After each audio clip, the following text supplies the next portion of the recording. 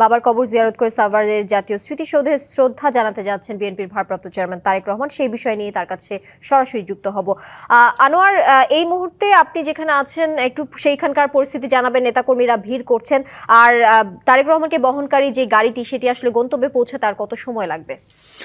তানিয়া, বিএনপির ভারপ্রাপ্ত চেয়ারম্যান তারেক রহমানের যে আজকে যে স্বদেশ প্রত্যাবর্তন তার দ্বিতীয় দিনে তার যে কর্মসূচি সেটি যে তার উদ্দেশ্য হচ্ছে সাভার জাতীয় স্মৃতিসৌধে যে মুক্তিযুদ্ধের শহীদদের প্রতি যে শ্রদ্ধা জানানোর, সেটি আসলে পৌঁছতে আমি তো আমাদের যে এখন যে অবস্থায় আছি আমরা খুব ধীর গতিতে এই বহরের সঙ্গে আছি। বহরটি খুব ধীর গতিতে এগিয়ে যাচ্ছে। মাইদপুর পার হয়ে গিয়েছি আমরা, তারপরেও আমরা আসলে যতদূর সামনে দেখছি তাতে করে খুব আস্তে ধীরেই কিন্তু এই তারেক রহমানের গাড়ি বহরটি এগিয়ে যাচ্ছে। তাতে করে মনে হচ্ছে যে সময়টা সে আসলে সুনির্দিষ্ট করে বলা মুশকিল, কিন্তু তারপরেও বেশ কিছুটা সময় যে লেগে যাবে সেটি আসলে বলাই বাহুল্য তানিয়া। কারণ একটু বলতে চাই যে আজকের এই যে কর্মসূচিটি ছিল তার দুটি কর্মসূচি, তার মধ্যে একটি তো ছিল শেরেবাংলা নগরে শহীদ প্রেসিডেন্ট জিয়াউর রহমানের যে সমাধিস্থল, সেখানে যে সেই শ্রদ্ধা নিবেদনের যে সময়টি ছিল সেটি কিন্তু বিকেল 3টা থেকে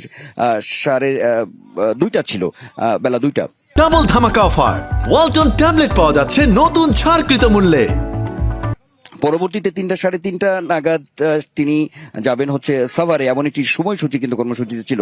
সেই সময়সূচি কিন্তু আসলে রক্ষা করা সম্ভব হয়নি, কারণ তিনি যখন আসলে রাস্তায় নেমেছেন গতকাল, তিনি যখন বাংলাদেশের মাটিতে পা রেখেছেন, সেই যে অভূতপূর্ব দৃশ্য ছিল, অনেকটা কিন্তু আজকেও এইরকমই একটি অবস্থা পরিস্থিতি আমরা কিন্তু আসলে দেখেছি যে বিভিন্ন শ্রেণী পেশার মানুষ, সেই সঙ্গে বিভিন্ন স্তরের নেতাকর্মীরা যে তাকে যে অভ্যর্থনা জানানো সেটি কিন্তু আজকের দিনেও অব্যাহত আছে। আজকে ঢাকা থেকে যেহেতু সাভারে বেশ কিছুটা দূরে বাইরে, কিন্তু এখানেও আমরা সেটি আসলে লক্ষ্য করেছি। যদি বলি যে গাবতলী পর্যন্ত আসলে একেবারেই ধীর গতিতে এই গাড়ি বহর, বিশেষ করে তারেক রহমানের যে বহনকারী যে বাসটি ছিল সেটি কিন্তু খুবই ধীর গতিতে এসেছে। তার পরবর্তীতে আমরা দেখেছি কিছুটা সময় একটু গতি পেয়েছিল বাসে, কিন্তু আবার আমরা দেখছি যে সেই অবস্থায় কিন্তু এখন পর্যন্ত রয়েছে।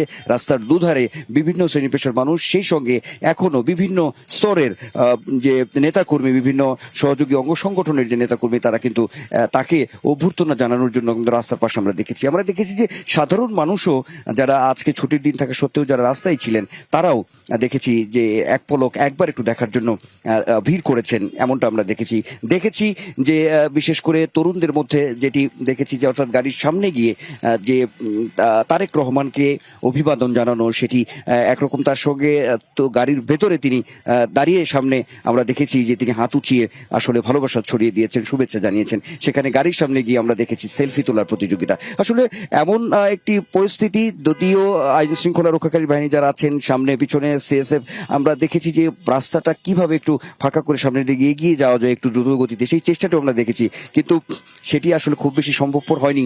যে দীর্ঘদিন অর্থাৎ দীর্ঘ 17 বছরের যে নির্বাসিত জীবন শেষে বিএনপির ভারপ্রাপ্ত চেয়ারম্যান তারেক রহমান তিনি দেশের মাটিতে পা রেখেছেন। একটি উৎসাহ উদ্দীপনা যে দেখেছি আসলে বাঁধভাঙ্গা আমরা বিভিন্ন শ্রেণী পেশার মানুষের মধ্যে। তো তানিয়া, বলতে চাই যে এরকম যে অবস্থা এখন পর্যন্ত বিরাজ করছে, দীর্ঘতিতে এগিয়ে যাচ্ছে তারেক রহমানের যে গাড়িবহর সাভারের জাতীয় স্মৃতিসৌধের দিকে। নিশ্চয়ই আমরা বহরের সঙ্গে আছি, আপনার মাধ্যমে আমরা নিশ্চয়ই দর্শকদেরকে আমরা সর্বশেষ তথ্যটি জানাতে পারবো।